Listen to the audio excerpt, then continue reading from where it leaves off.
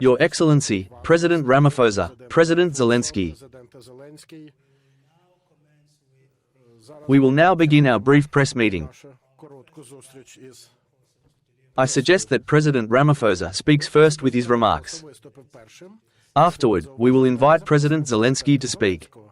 Following that, you will have the opportunity to ask questions. Please, Mr. President. Thank you, Vicente.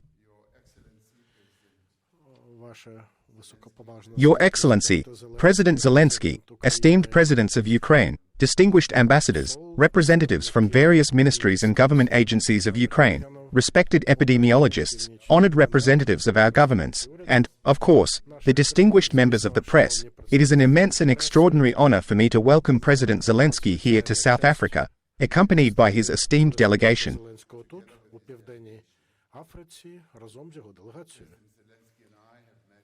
President Zelenskyy and I have had the opportunity to meet on several occasions at various important summits and international gatherings. He has always expressed his desire to come to South Africa. Given the strong and long-standing ties we share with Ukraine, we believed it would be both highly fitting and of great significance for President Zelenskyy to make this important visit. This official working visit serves as a clear reflection of our shared commitment to further strengthening and enhancing the bilateral relations between our two countries, with the ultimate goal of fostering greater prosperity and well-being for the benefit of our peoples. In many respects, this is a truly historic visit. It marks the first time in 33 years, since the establishment of diplomatic relations between our two countries, that the head of the Ukrainian state has visited South Africa. This significant milestone underscores the deepening of our ties and the growing importance of our relationship on the global stage. We deeply appreciate and will always remember the unwavering support we received from Ukraine during our struggle for liberation. The solidarity shown by Ukraine during those challenging times was invaluable. We are also aware that many South Africans, while in exile, had the opportunity to receive training and support in Ukraine, further strengthening the bond between our two nations. In June 2023, I was scheduled to meet with President Zelenskyy in Kyiv as part of the African Peace Initiative, a key diplomatic effort aimed at fostering dialogue and exploring avenues for peace. Unfortunately, circumstances at the time prevented us from having that meeting, but we are now grateful for the opportunity to engage directly during this visit. Since then, we have continued an ongoing dialogue between our countries, our diplomats, and, along with many other countries, we are participating in numerous preparatory negotiations to bring peace to Ukraine. We have also actively participated in several important initiatives, including the African Peace Initiative, through which African leaders have worked together to address global conflicts.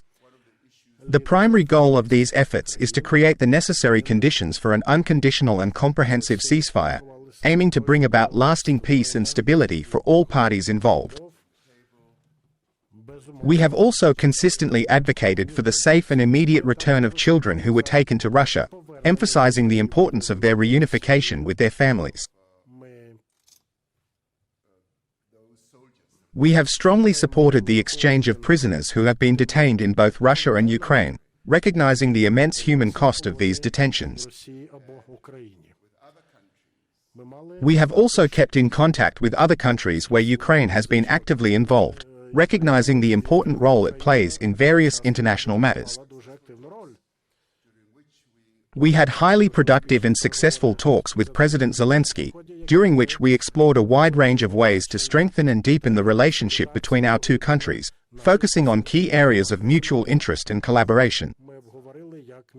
We talked about how ministers on both sides can contribute to expanding and deepening these relations. We noted with great appreciation the growing interest in expanding these relations, particularly in the areas of peace diplomacy, post-conflict recovery, and the enhancement of the capacities of our peoples, with a special focus on empowering women and ensuring their active participation in all aspects of society and development. We discussed the promising prospects for cooperation in a wide range of fields, including agriculture, trade, education, infrastructure, energy, and several other key sectors, recognizing the vast potential for mutual growth and development in these areas. Our ministers held discussions on various areas of possible cooperation. We acknowledge and greatly appreciate the significant efforts made by Ukraine, particularly under the leadership of President Zelenskyy, to actively expand and strengthen relations with the African continent, recognizing the importance of building closer ties and fostering greater collaboration across a wide range of areas. We commend initiatives related to the provision of grain and food, as well as initiatives to create a hub in Mombasa, Kenya. These are the direct and meaningful results of the discussions we had during our visit to Kyiv in June 2023, as well as within the broader framework of the African Peace Initiative, which continues to guide and shape our diplomatic efforts and cooperation. Our meeting today offers a valuable opportunity to engage in a meaningful discussion about our shared interests in advancing peace, security, stability, and sustainable development, not only on the African continent but also in Ukraine and across the globe, ensuring that our efforts contribute to a more peaceful and prosperous future for all. We strongly reinforced and reaffirmed our joint commitment to upholding the rule of law, supporting multilateralism in international relations, and recognizing the essential role that the United Nations plays in facilitating constructive interaction between governments. This is crucial for ensuring global peace, security, and the promotion of cooperative solutions to the challenges faced by nations worldwide. South Africa is deeply concerned about the ongoing conflict in Ukraine, the continued loss of civilian lives, damage to critical infrastructure, and the worsening humanitarian situation. South Africa believes that the only way to peace is through diplomacy. Inclusive dialogue and a strong commitment to the core principles of the UN Charter, including the fundamental principle that all member states must resolve their international disputes through peaceful means, remain essential to fostering global stability and cooperation. Based on our own experience in the long journey toward democracy, we can confidently say that we deeply value the active involvement of all parties in conflict as a crucial step toward achieving peace. This inclusive approach is essential for reaching just and lasting solutions that can ultimately bring an end to wars and conflicts, ensuring stability and reconciliation for all those affected. If there is one fundamental lesson that South Africa's history has taught us, it is that diplomacy and dialogue are far more powerful and effective tools than any form of weaponry. Through our own experiences, we have learned that engaging in peaceful conversations, fostering understanding, and building mutual trust can achieve far greater and lasting outcomes than conflict and violence ever could. This is why South Africa has joined the African Peace Initiative and continues to participate in efforts under the Ukrainian peace formula. I had the opportunity to speak with President Trump yesterday, or rather, earlier this morning, to discuss the peace process in Ukraine. We both strongly agreed that the war must come to an end as soon as possible in order to prevent any further loss of life and the continuing destruction of communities, infrastructure, and the hopes for a peaceful future. President Trump and I also agreed to schedule a meeting in the near future to further discuss a variety of important issues concerning the ongoing and evolving relationship between South Africa and the United States, with a focus on strengthening our ties and addressing key areas of mutual interest. We both discussed the importance of expanding and strengthening the positive relations between our two countries. Earlier this week, I had a productive call with President Vladimir Putin, during which we expressed our mutual readiness to work together in seeking a peaceful resolution to the ongoing conflict in Ukraine, emphasizing the need for dialogue and diplomatic efforts to bring about an end to the crisis. South Africa is fully committed to and remains prepared to support all efforts, including multilateral initiatives, that are focused on achieving a just, sustainable, and inclusive peace for all.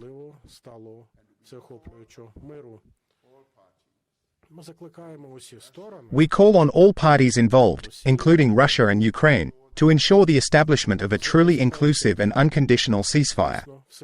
Such a ceasefire is crucial to create the necessary conditions for further dialogue, allowing meaningful discussions that can ultimately lead to direct negotiations between the two countries in the pursuit of a peaceful and lasting resolution to the conflict.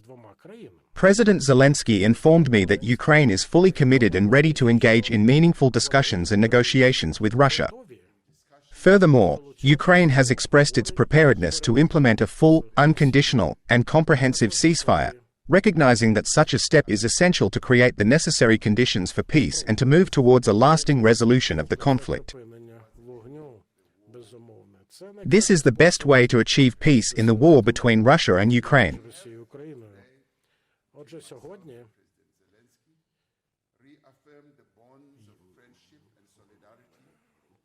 So today, President Zelensky, have reaffirmed our ties between our countries, our solidarity, our readiness to continue working and contributing to the expansion of cooperation for the benefit of our peoples and our two countries. President Zelensky, I sincerely hope that you will leave the shores of South Africa with not only a sense of accomplishment but also fond memories of this brief yet highly significant visit, which has further strengthened the ties between our nations. I hope you will have time to visit this country again, the best country in the world, South Africa. Thank you.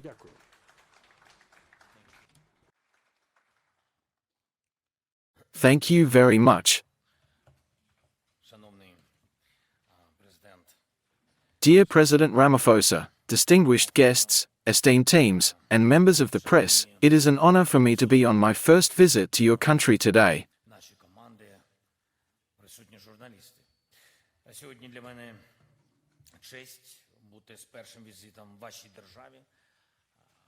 Even more so, as it is right before Freedom Day.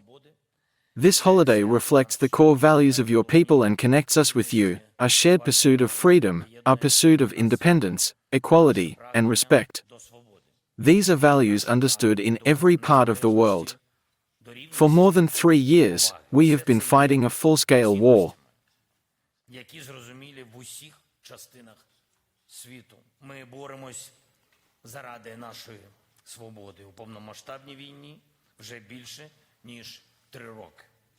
We are fighting against Russian occupation, against the humiliation of our people, against any kind of abuse of Ukraine and Ukrainians.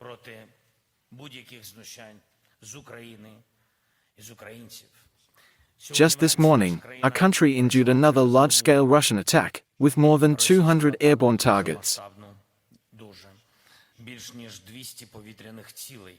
including ballistic missiles and strike drones. Unfortunately, there has been destruction and casualties in our capital and other cities across all regions of Ukraine. Over 80 people have been wounded in these attacks.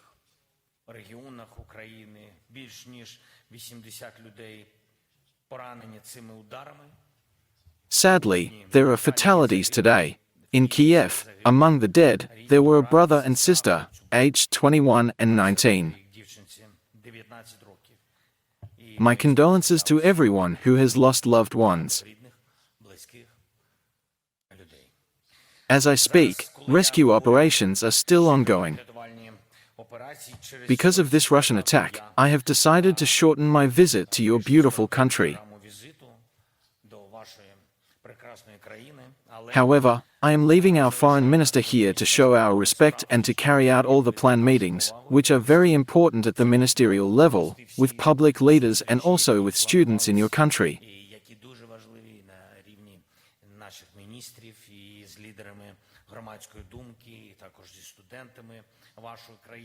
We are grateful to you for your respect for Ukraine, for your support, and for your shared belief with us that this war must end as soon as possible.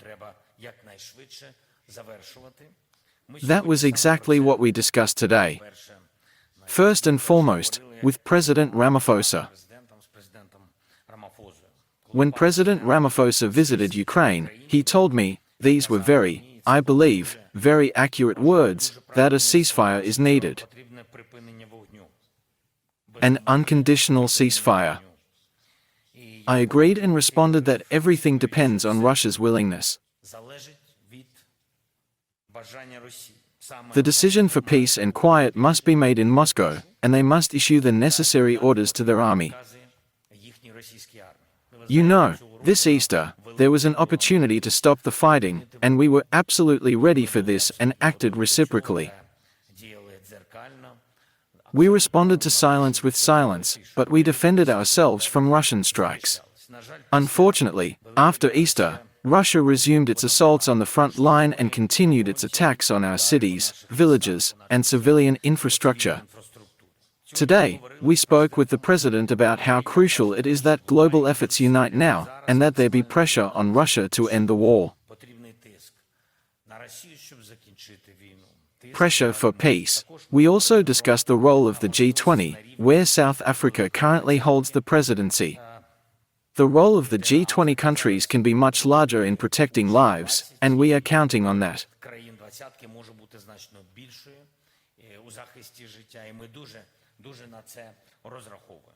Of course, a very important bilateral agenda also exists. Ukraine has considerable strength in guaranteeing energy security and in industries such as fertilizer production. We also have good results in security manufacturing and technology. All of this can be part of our joint work with our partners. We are ready to work with South Africa to build more of the necessary industries for modern and resilient energy systems in your country, as well as new export opportunities. Ukraine proposes creating a joint mineral hub with South Africa. A hub for fertilizer production and transportation that would support your entire region. There is significant potential in the agribusiness sector. Our joint projects in agriculture and other sectors can increase bilateral trade between Ukraine and South Africa. We are ready to work together to create modern security systems, including at facilities such as your national parks, cities, and new technological advancements. From our side, we are ready to discuss this. We can also work together to significantly increase electricity generation in your country, from nuclear to renewable energy sources. Accessible, cheap energy always helps economic growth. I have instructed our officials to carefully work through every possible joint project between our countries. And one more thing. Today, I handed President Ramaphosa a list of 400 Ukrainian children, and this is very important to us. They are currently in Russia against their will. Unfortunately, because of the war, we have this terrible problem. The Russians have abducted tens of thousands of children from the occupied territories of Ukraine. We must return all of them. Just like the thousands of military and civilian prisoners who have been held in Russian jails for years, under inhuman conditions, South Africa is a co-leader in the global coalition to return Ukrainian children.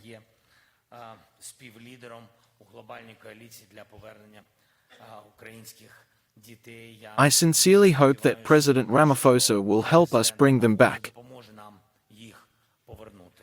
Once again, thank you for this visit. Thank you for the opportunity, for our meeting, and we truly believe that the President of South Africa and other partners in Africa will help stop Russia and pressure Putin to support a full, unconditional ceasefire.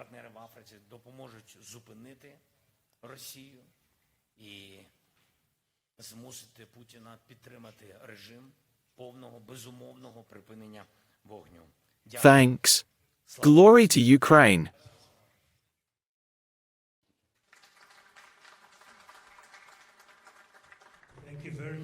Thank you very much, Your Excellency. Now, we will give the opportunity to ask a few questions. We propose 3 questions from the South African side and international colleagues. Please, Ms. Jones from BBC, the first question.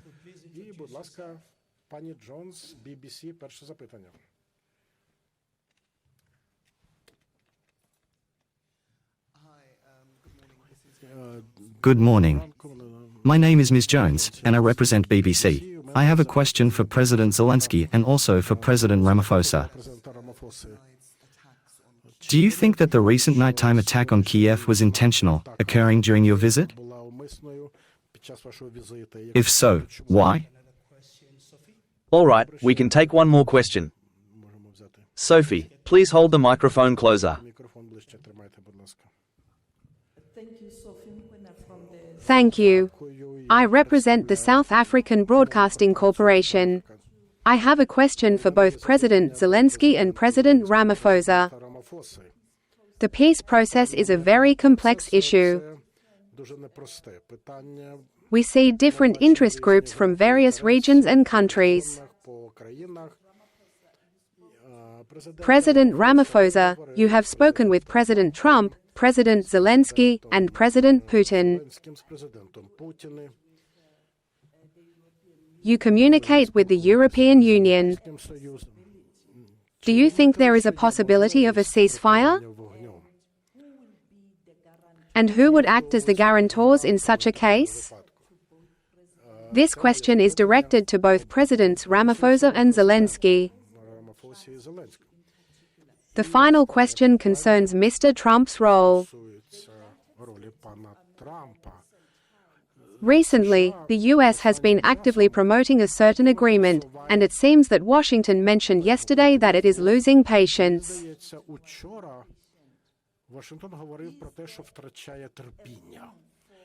Is there a possibility that the US will change its position and take a more productive role in helping both leaders?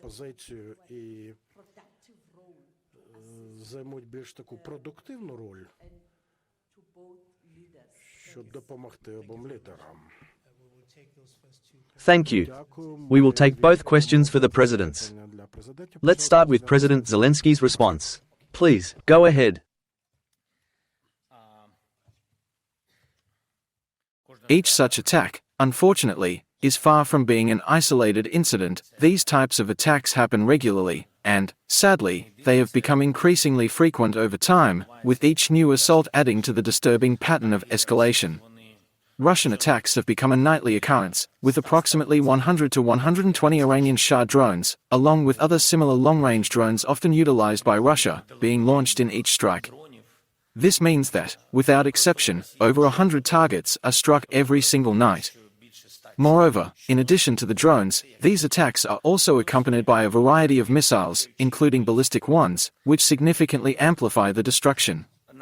Unfortunately, I wouldn't necessarily link this particular attack to any specific ongoing event or development that might provide a clear explanation. However, today's assault stands out as one of the most intense and audacious in recent times, with 215, if I'm not mistaken, recorded as strike drones, ballistic missiles, and other types of rockets, all aimed at various targets, including civilian infrastructure, people, residential areas, and essential facilities.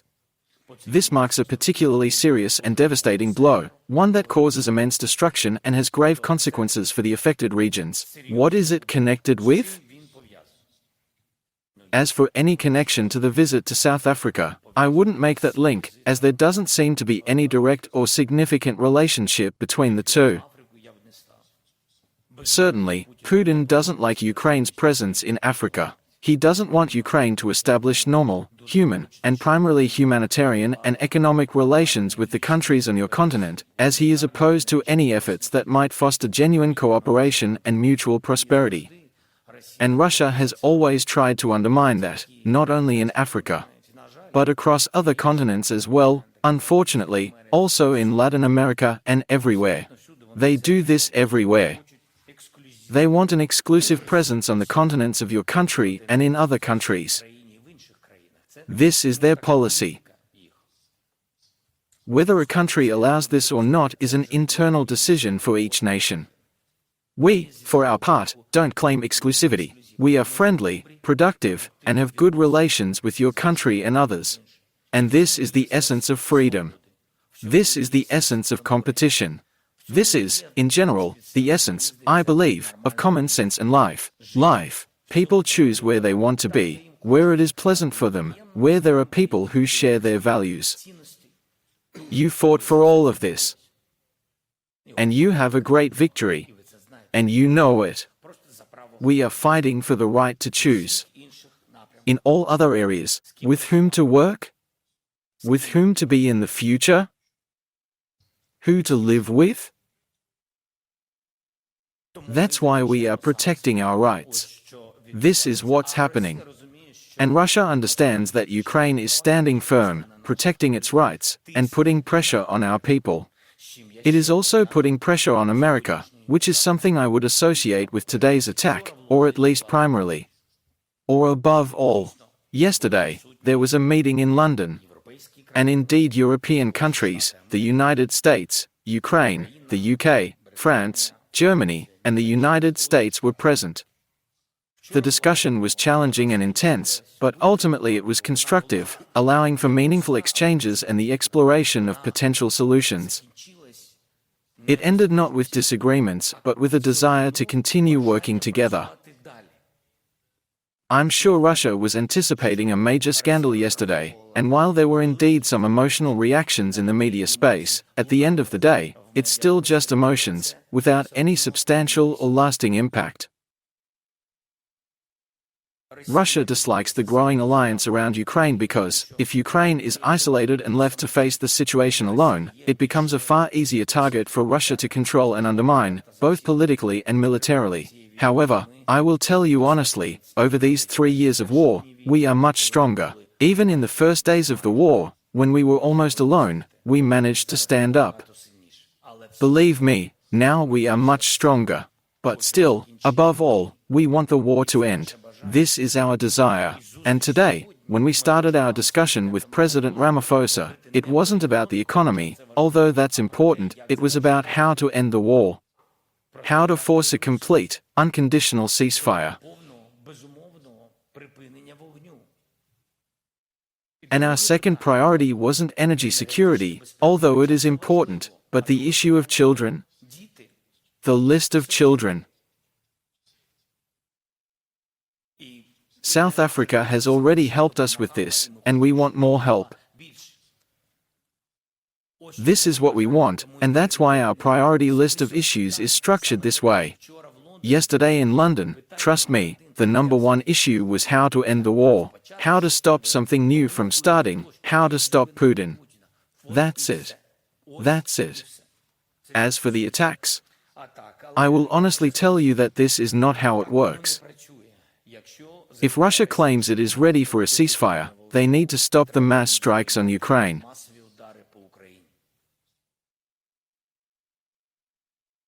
Because the patience of Ukrainians, I don't know what is happening inside, but the patience will not hold out.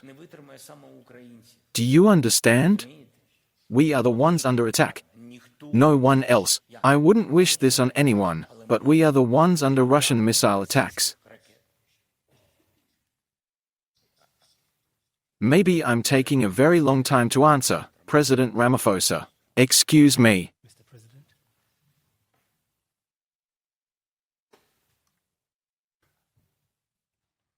Every act of war is deeply horrific, causing unimaginable suffering and lasting consequences for all those affected.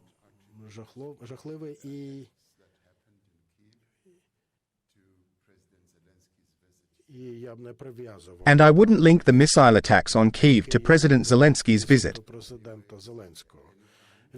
War manifests itself in many forms, in many variations. That is why we call for an end to this war. This war has not only had a profound impact on Russia and Ukraine, it has also deeply affected a number of other countries, both directly and indirectly, in ways that are far-reaching and complex. That is why, in Africa, the leaders of various countries came together to create the African Peace Initiative and issued an appeal to Moscow, urging an immediate end to the war. They emphasized the urgent need for both sides to sit down at the negotiating table in order to find a peaceful resolution and bring this devastating conflict to an end. Ultimately, every war comes to an end one way or another. The only question is when and under what circumstances that end will occur.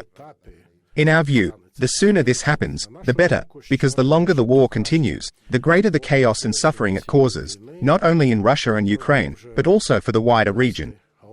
Both countries have already endured immense negative consequences as a result of this war, and it is clear that further prolongation will only exacerbate the damage. This has negatively impacted trade between these countries and with other countries. This is why we believe it is crucial to bring this war to an end. It was a very strong and clear signal from President Zelensky, indicating that Ukraine is fully prepared for a ceasefire, meaning an unconditional cessation of hostilities. This gesture is made in order to create the necessary conditions to begin meaningful discussions and negotiations aimed at resolving the conflict peacefully. In our opinion, this is a very positive signal that needs to be heard. Our sister, Sophia, asks about possible guarantees for this peace process. I truly believe that the international community is now ready to step up and assume the role of a guarantor, providing the necessary support and assurances to help bring about a lasting and peaceful resolution to the conflict. We, in South Africa, are fully prepared to play our part in supporting and facilitating the peace process, with the ultimate goal of benefiting both Ukraine and Russia. I am confident that the leaders of other African countries will also be ready and willing to step up and contribute to the efforts aimed at achieving a lasting peace between Ukraine and Russia, recognizing the importance of this mission for global stability. We would be genuinely pleased to see initial agreements reached, first on a comprehensive ceasefire, and then on a full and final end to the war, paving the way for lasting peace and stability in the region. You ask whether there is a real possibility for the United States to play a more constructive and productive role in this situation, helping to facilitate progress toward a peaceful resolution.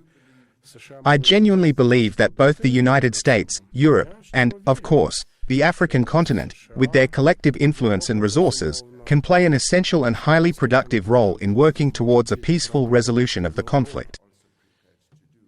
This is exactly what we are ready to do in South Africa.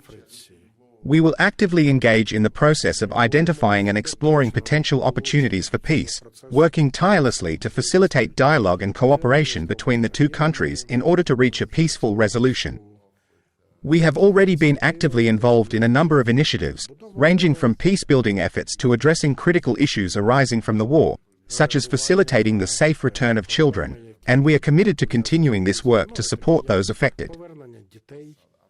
South Africa is actively involved in numerous international formats and diplomatic efforts to ensure the initiation and development of a comprehensive peace process, aiming to benefit both countries and contribute to long-term stability in the region. Thank you very much. Kate Bartlett, please. Yes, thank you very much. First question for President Zelensky. This is from Pat Bartlett, National Radio. Mr. President Zelensky, do you have any comments on Mr. Trump's latest proposal? And a question for President Ramaphosa. Can you suggest that Ukraine's possible willingness to consider sacrificing some of its territories could play a role in reaching peaceful terms and help facilitate an end to the ongoing conflict?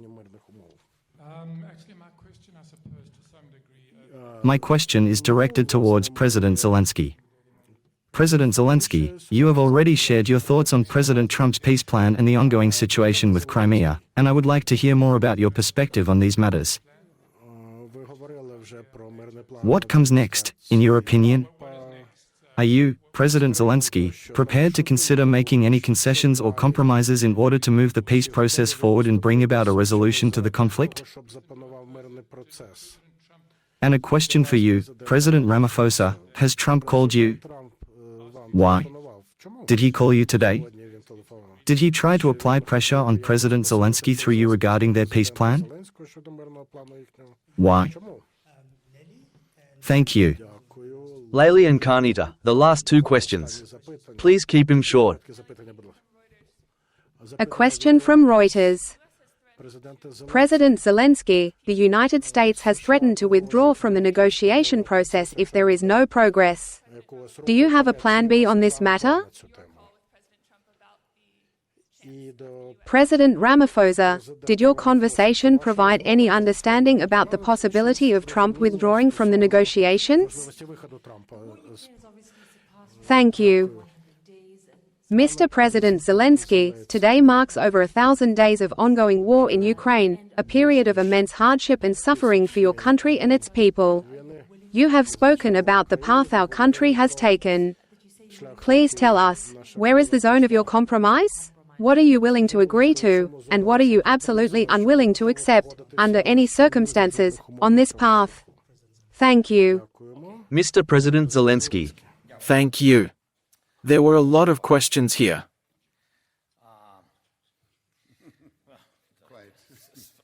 So let's try to address them step by step.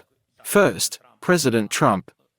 His team in Saudi Arabia proposed an unconditional ceasefire. Ukraine accepted this without hesitation. Russia did not. Then, as I mentioned this Easter, we began to hear signals in the media suggesting that Russia might be willing to engage, even in the absence of any formal relationships, and despite the ongoing war. In the media, we also communicated, albeit through unofficial statements, that we are ready to engage in dialogue, and we have already taken mirrored steps in response, demonstrating our willingness to move forward. Russia did not fire, and we did not respond. President Trump proposed a mineral deal.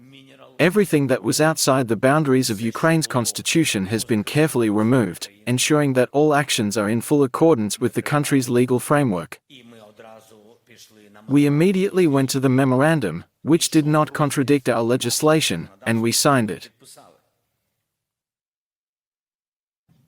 President Trump and the United States have stated that if either of the parties refuses to agree to a full and unconditional ceasefire, as well as other additional measures aimed at bringing both sides closer to ending the war, strong actions will be taken. These could include sanctions and other significant steps designed to encourage compliance and facilitate peace. We fully accept this. We do everything the partners have proposed. The only thing we cannot do is anything that contradicts our laws and constitution. This is clear because even the fight for the independence of our state, for our sovereignty, and for territorial integrity is a matter of our survival.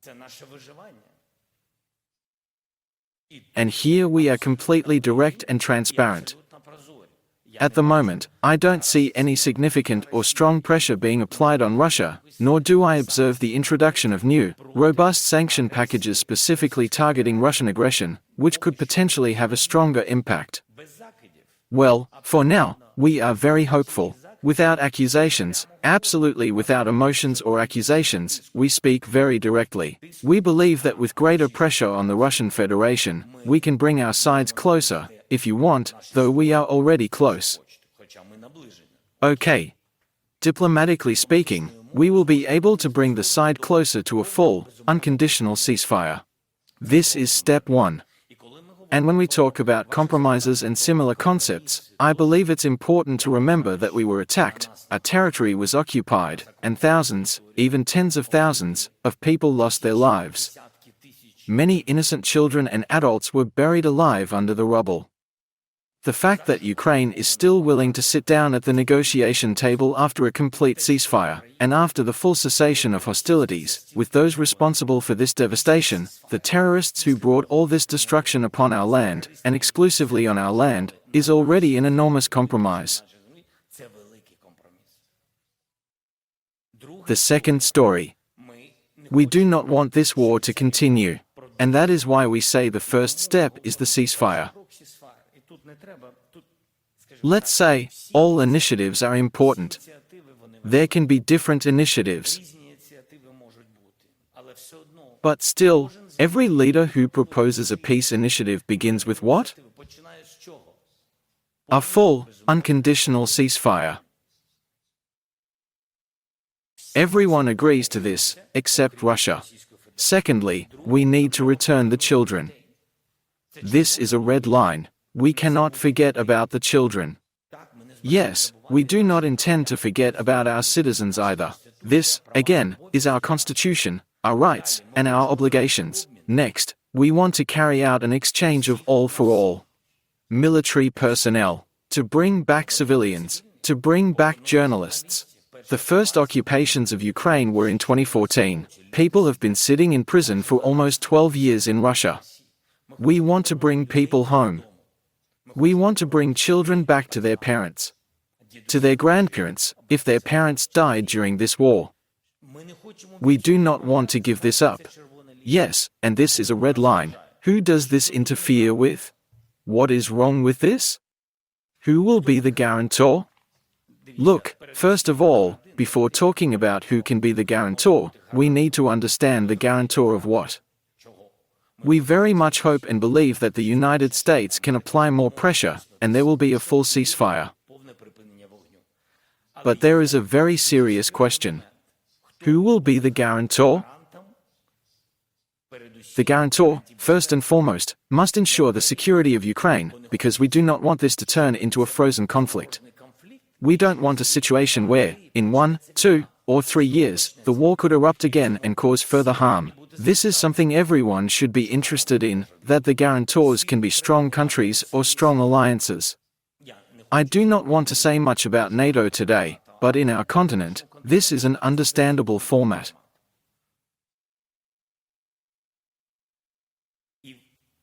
And if our allies do not fully support our NATO membership, we always say, listen, if you don't support it, that's your position, but you are NATO members, and Russia cannot have the power to veto Ukraine's potential membership.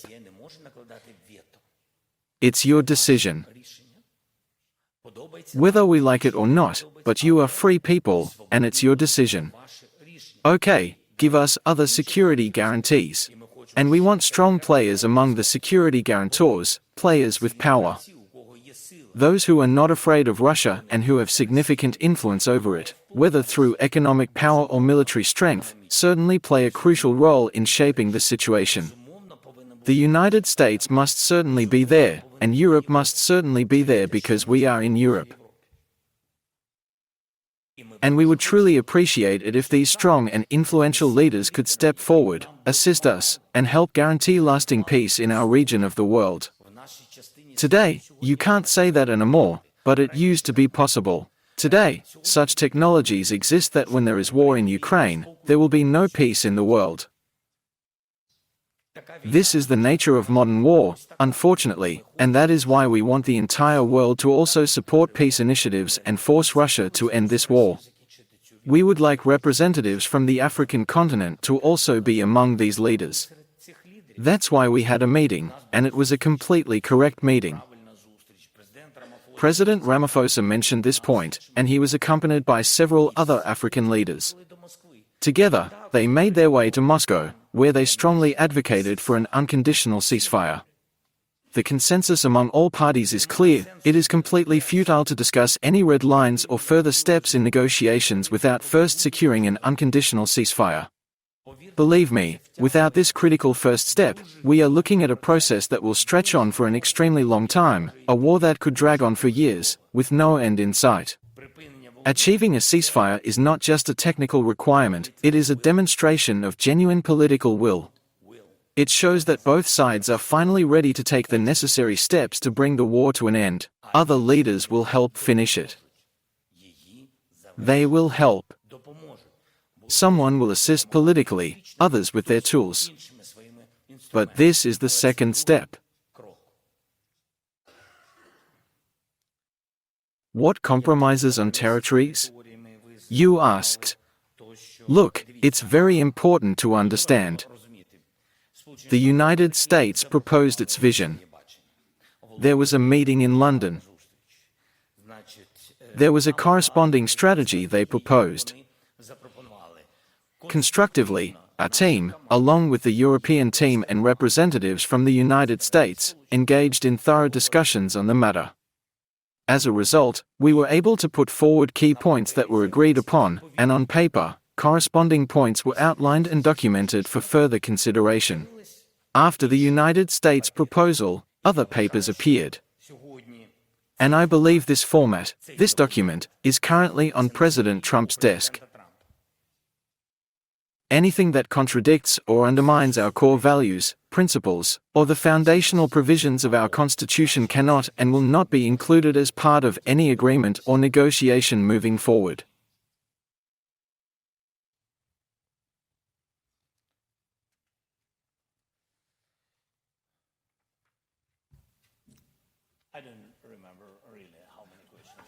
Unfortunately, I don't even remember all these issues. I tried to answer as much as I could. I'm not completely sure I answered everything. Apologies if I missed anything. Yes, there were many questions. I don't remember every single one of them either.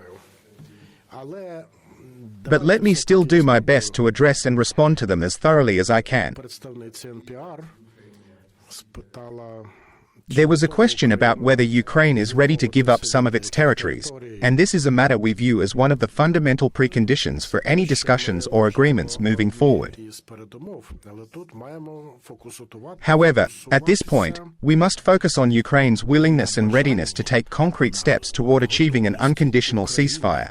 as this is the crucial first step in any meaningful progress. Such a ceasefire could establish the right tone and create a constructive atmosphere for continuing negotiations, paving the way for further discussions and potential resolutions.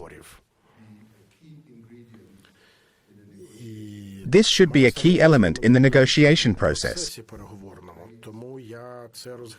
Therefore, I see this as a very positive step. When President Zelensky and I last met in New York, in the corridors of the United Nations General Assembly, he was especially vocal about his concerns regarding the preconditions that must be met for any potential negotiations to move forward. He emphasized the importance of ensuring that these conditions are clearly defined and respected to make any meaningful dialogue possible. We discussed security guarantees and security measures. I shared the valuable African experience, particularly that of South Africa, and spoke about our long and difficult struggle against the horrors of apartheid. I explained how, in the end, the resolution of the conflict was achieved based on an unconditional commitment to peace and reconciliation. This entire process evolved throughout the course of negotiations, and importantly, we never established strict preconditions for initiating talks beforehand. Instead, the focus was always on fostering an environment where discussions could take place organically. This became a significant advantage that allowed us to complete the fight against apartheid. I firmly believe that President Zelensky's agreement to an unconditional ceasefire should be seen in a positive light, not as a matter of conceding or giving up any territory.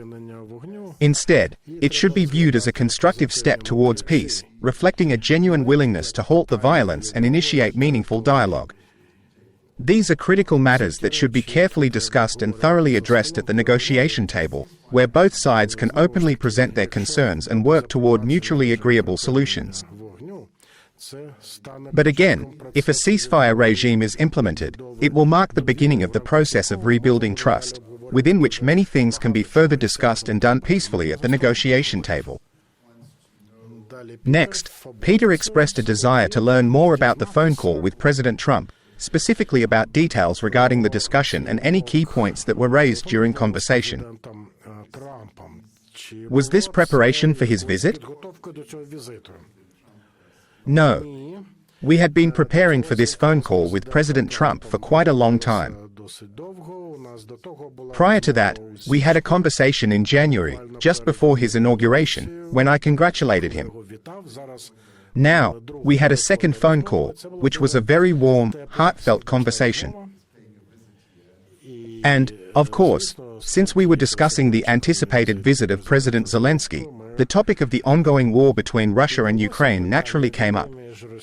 Specifically, we focused on the current situation, but there were also many other important issues and matters of mutual interest that were addressed during the conversation. Next, the lady from Reuters wanted to know more about the role of the United States in the peace process. Of course, we firmly believe that the United States plays an absolutely crucial role in this process, just as Europe does, along with other countries that have a vested interest in ensuring peace and stability in the region. Their involvement and support are essential for achieving a lasting resolution. In particular, those who have already initiated several initiatives regarding this war. These include China, Brazil, and African countries, whose representatives traveled to Moscow and Kyiv. They all have a role to play, and they will continue to play this role, because peace is very important for everyone in the world. War is horrific, and we must do everything we can to avoid it at all costs, as its impact is far-reaching and devastating. This is why we must continue calling for an end to the war between Russia and Ukraine. Thank you. Thank you very much, Your Excellency, and with that, we will conclude our press event. Thanks to President Zelensky and President Ramaphosa.